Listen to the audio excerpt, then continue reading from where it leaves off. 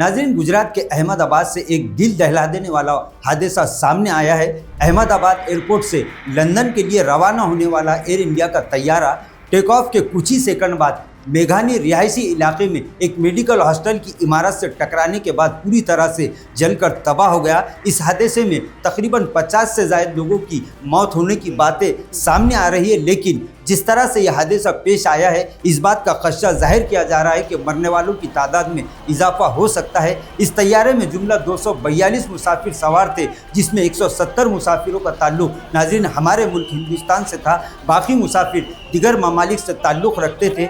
242 मुसाफिरों को लेकर अहमदाबाद एयरपोर्ट से ये तैयारा लंदन के लिए टेक ऑफ कर चुका था, लेकिन चंद ही सेकंड में इस हादसे का शिकार होने वाले तैयारे की तस्वीरें देखकर इस वक्त मुल्क में नाज़रीन गम का माहौल है। मरकज़ी हुकूमत और तमामी सरकारी एजेंसियों की जानिब से इस हादसे के बाद लगातार राहती और बचाव काम शुरू किया जा चुका है।